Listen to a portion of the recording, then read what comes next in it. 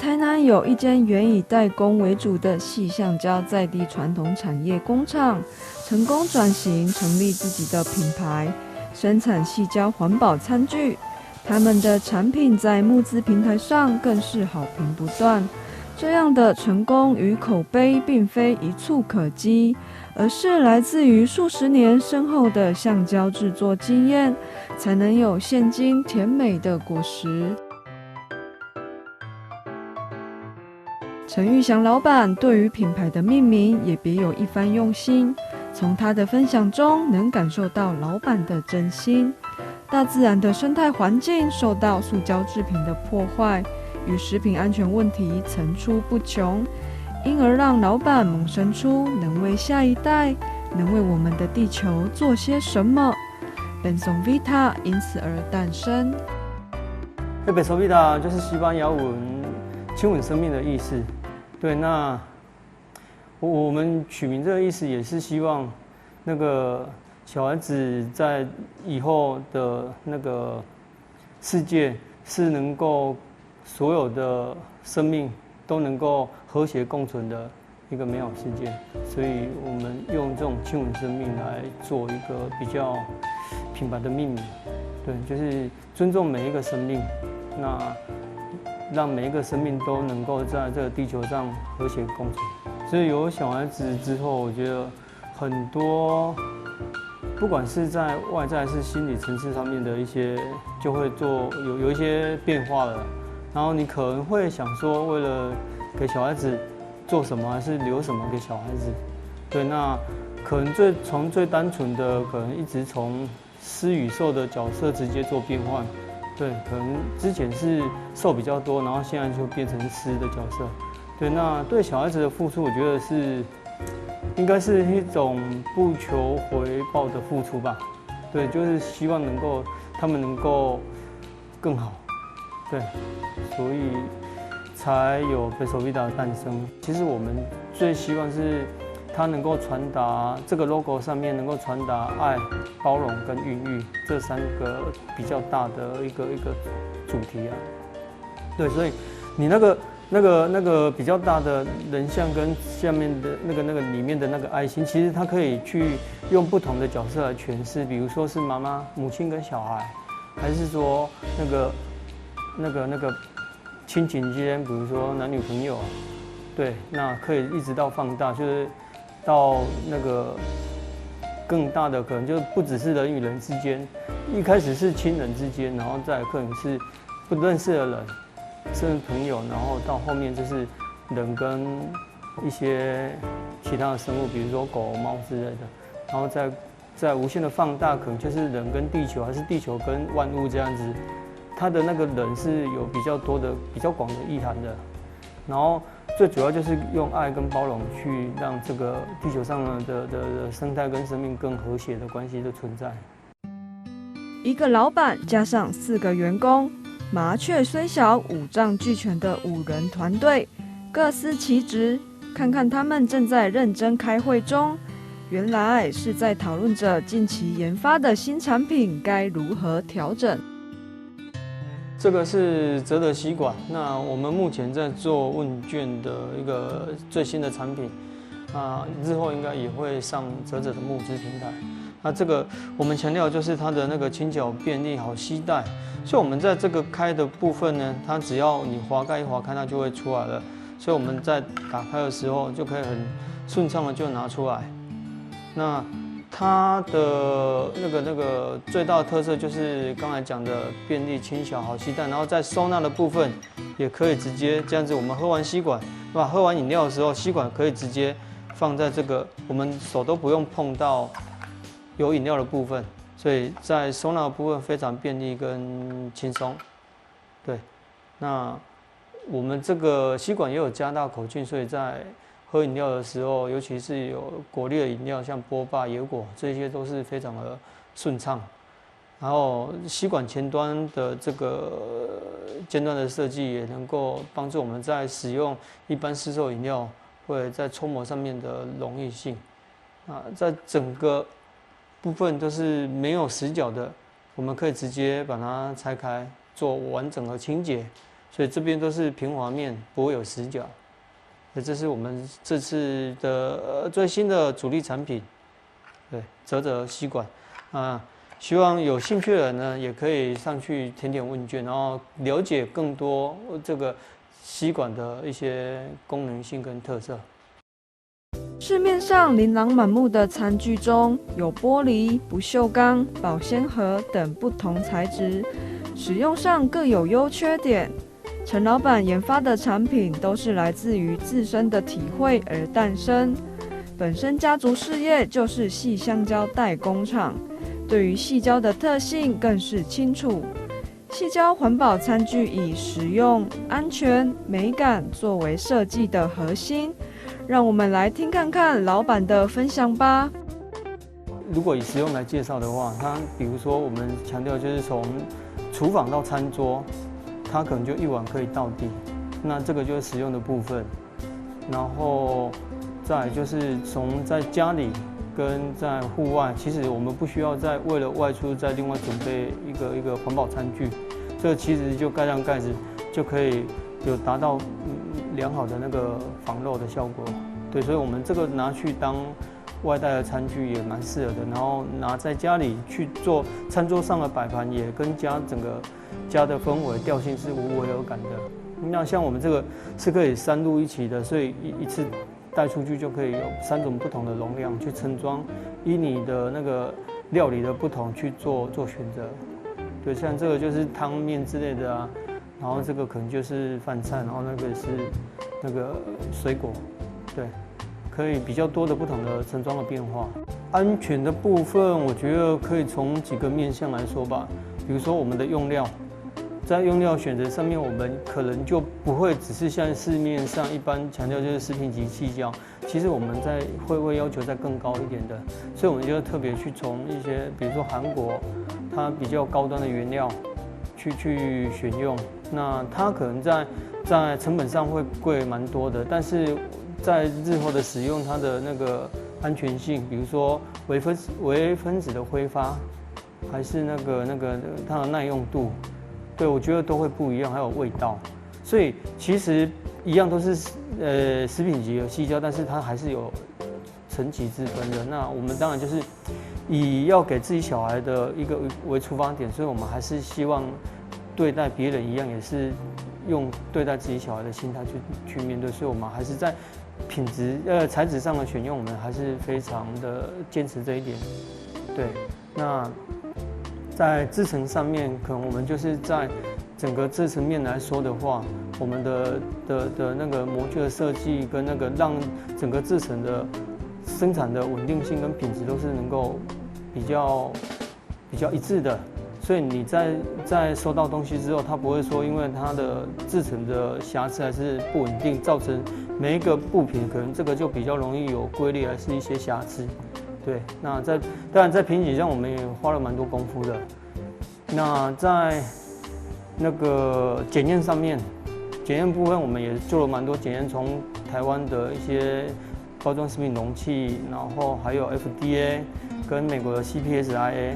还有一些滥用测试啊、耐温抗菌这些我们都做了很多测试。所以你说在安全性，其实我们从原料选用、制程到检验，甚至在消费者的使用的回馈的体验上，像这种好握持啊、隔热啊，然后硬挺啊、防漏啊，这些我们都做了蛮多的测试，所以在安全上来讲，我觉得我们是蛮全方位的，而不是单一面向而已。就是比如说你里面是一些食品，还是那个汤或饮料，我们在这个直接可以拿去做微波。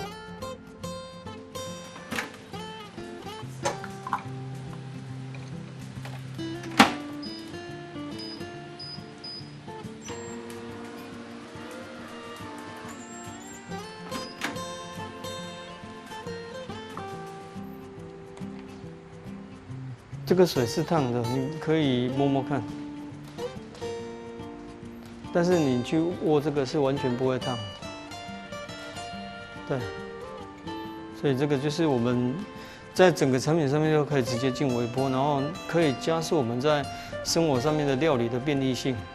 美感，我觉得这个产品就会说话啦，就是你从看到它基本上就是一个非常吸睛的产品，就是无论你从造型上还是它的配色上，都可以一眼在很多产品里面就会跳出来。所以有时候常常听人家拿双双去买外带的那个老板说，你这个在哪里买的？我也想要买。还是旁边有人说这个网好好看哦，在哪边买的？所以产品本身自己就会说话了，对。所以我觉得这个美感也是有目共睹的。有着舒服疗愈人心的配色及安全实用的矽胶环保餐具，是怎么制作而成的呢？现在就让老板带你进入工厂来实际了解看看。好，那我现在带各位来看一下生产线上实际的状况。这个就是我们常见的这种一般的真空油压机，那这2台都是。那目前现在在生产的产品呢，就是有那个幼儿的副食品分装盒，还有另外一个是那个咖啡杯盖，它也是一个木质产品。那这个就是固态射出成型机。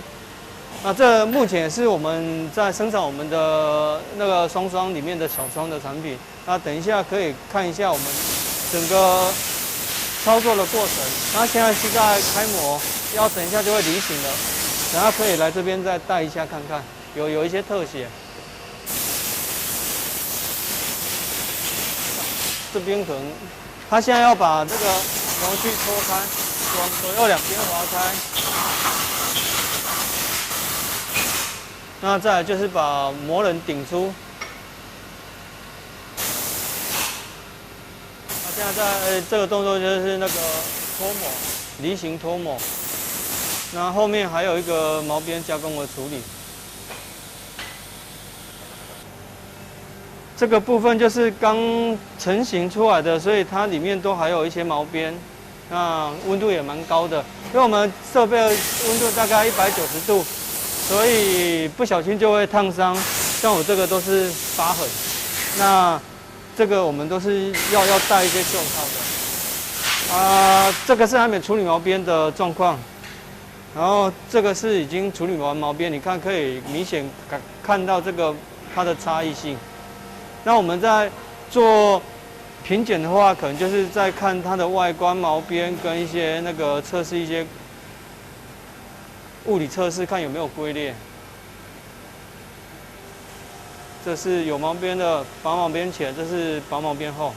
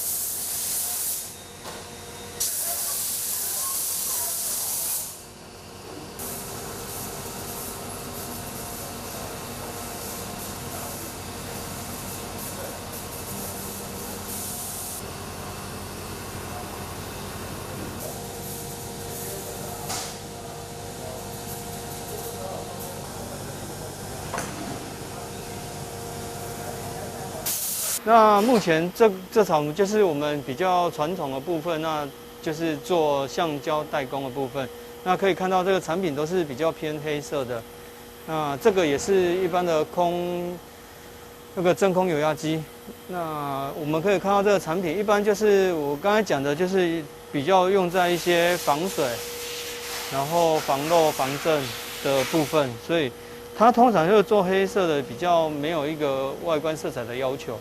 对，所以在这个部分就是我们比较传统的部分。那这个就是一般的这个比较常见的这个螺丝的防漏、防水的，还是一般的那种线组的。对，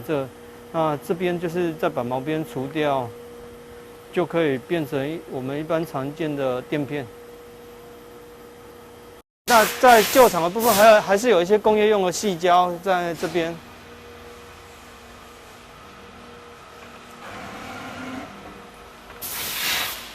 像这个就是一样是用在车灯里面的矽胶，那它可能不是在生活的用品件，所以它在整个洁度还是那个的要求比较不会那么严苛，所以我们在旧的这边厂房还是会做到这一些比较工业用的矽胶产品。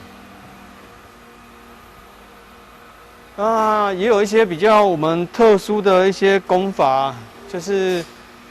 我们即使在这种传产的那个，可以借由一些模具的设计跟那个制成的改良，也可以做到这种双色的部分的产品。那这个就是我们在整个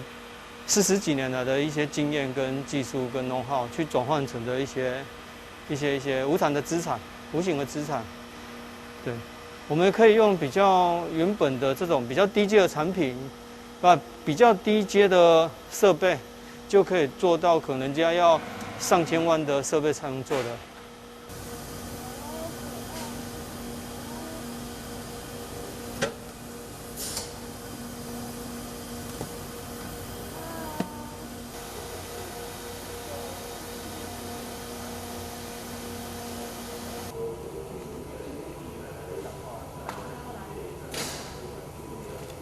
陈老板研发的产品大都来自于生活经验的累积，过程经过多少次的失败、测试、修正，虽偶有沮丧挫折，但那颗想要为地球环境、为我们下一代留下些什么的心，让他坚持了下来。当初我们在设计钢杆的时候，我们想要采用的是减法设计，所以我们想要在一个很简单的，尤其是这个上面的这个盖子的部分，我们怎么让它这样子的两个这样的配件，就是一般在水瓶下面会有一些防水防漏的，然后还有盖子上面有弹簧吸嘴，还有一个直漏条，还有那个塑胶盖，就是可能会有5、6个部件。那我们怎么用减法设计让这个产品做到一个很简单？因为你没有的这一些零件，你可能就更容易清洁，然后更不会有一些损耗。那我可能就是这个拿起来就可以直接做清洗。那虽然只有一个零件，但是它已经整合了5、6个部件的一个整合在一起的功能。所以我们这个也有换气的功能，也有出水的功能，也有防漏的功能。所以只有单纯一个这个吸嘴，我们就涵跨了这种4个功能。对，所以我觉得在这边是下了蛮多功夫的，然后做了很多测试。那遇到比较大的挑战，应该就是说，像这个出水孔，这个还有一个气阀，这3个孔，其实它中间还有一条热，那我们有一些有它的发明专利。那这个发明专利就是说，你在盖的时候，即使你去做挤压，它也不会喷，也不会漏，因为我们杯身是软的。所以有时候，你去看市面上的一些矽胶水瓶，它一定没办法做到这样，因为它一按就喷出来了。那你在没有盖子的状况下，怎么能够让它拿起来就直接喝，然后翻倒不会漏，然后即使你按压也不会喷？我觉得这个就是一个蛮突破性的一个设计跟挑战了。对，那最困难的应该就是这里面这3条钩。怎么在这个钩大概1.5 mm 里面去切3条精准的线，然后切完的时候你完全看不到缝，就是你这样看完全看不到缝，对，所以这个才能够达到它完美的直逆效果。光是在切这个缝，其实我们可能在这边的测试跟那个也花了不下100万吧，因为有一些也说他专门在做这个裁切的啊，还有做那个橡胶制品跟矽胶制品的一些那个工具机的，我们就是遇到了这个要挑战要突破这个困难，然后先找了一家，然后觉得不行，后来又去找2、3家。那当然，因为我们那时候已经在募资了，所以会有一些时间压力，所以我们可能就一次就没办法一家一家试，我们就一次就试3、4家，然后到后面才找到一个比较完美的解决方法。不然刚开始在接洽说哇这个简单，他们要做很多类似的东西了，但是因为它的精密度太高，所以又软，所以在真正实际做测试的时候都会遇到那个瓶颈，有时候是切没办法置中啊，歪来歪去的，还是切到斜掉，还是已经那个碰到旁边的那个薄膜了，对，所以这边就是一个比较严苛的挑战了。那我现在要跟大家示范这个干干杯它的比较特殊的功能，就是连挤压也不会漏。像这个里面有装水了，那我们在这边，即使你按压也不会漏。那你如果我们模拟人的嘴巴，你只要把嘴唇去把这个吸嘴含住的时候，它就会出水了。对，你嘴唇一放开，它就不会漏了。OK， 这是我们比较不一样的地方。努力的汗水不会白流，如此用心打造出来的产品，也荣获德国红点、台湾经典奖、IF 设计奖的肯定。对于整个团队来说，无疑是一大鼓励。多年来的耕耘，终于在国际舞台上发光发热。心情当然是喜悦的啊，因为基本上要获得这种国际的比赛大奖本来就不容易。那我们一次报了2个，然后2个都一起上，我觉得这也算是一个殊荣啦。对，我觉得这个喜悦的心情一定是难以掩饰的。在评审的话，从外观来说的话，他说这个产品的整个造型跟用色是非常吸睛的，然后再直接那个实际手触的那个感受的话，就是这种产品的这种手触的一些细节，还有那个温润的手感，都是非常令人印象深刻。还有一个就是它的实用性，就是说我们在这个设计上面，就是从厨房到餐桌，就是它在厨房上面的一些家电用品的通用性、广用性是非常广的，所以，它因为这种特性让，从冰箱冷冻、微波烤箱、气炸、电锅都能适用，所以它的便利性造就了，就是说我们从餐桌到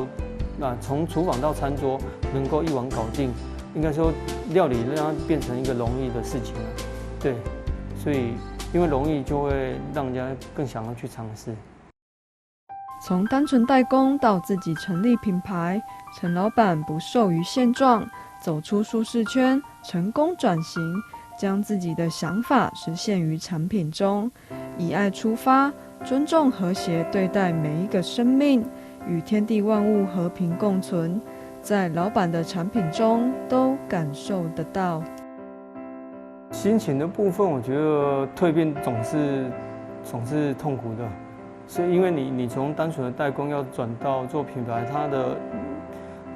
那个广度跟面向都不一样，所以可能自己的头脑又要先换过一轮吧。对，那我觉得最大的差异应该是说从幕后走到幕前，就是幕后我们之前做的一些橡胶，可能就是一些就人家图面拿，然后我们就依图施工。那这个就不用有太多的一些事先的规划，但是做出来的东西都是比较功能性的，像防漏、防震这种类似的产品，所以也都是以黑色居多。但是我觉得在里面是找不到一种热忱，就是你只是就是一份工作，但是你没办法去在里面有更多的创造性。在转型之后，就可以把自己的对一些产品的想法、看法，比如说像干干杯，我可能就是因为小朋友在车上打翻的豆浆，然后就因为直接吸附到那个坐垫下面，所以你也没办法做清洗，那隔天就日晒之后就变得非常臭，对，那。我们都在想说，你在喝的过程中，一不小心掉下去，那你怎么去防止这个？因为你说盖子不会漏，其实大家都能够做到。困难的是说，你在不小心在使用过程中翻倒的时候，怎么能够在那刹那之间就让它止漏？这也是一个生活的体验，然后觉得还生活上面的一些现有的产品还是有一些不满足，没办法满足你需求的时候，你就可以用自己的一些想法来去把产品产生出来。那这个也是做品牌比较不一样的地方，你可以让你的想法去实现。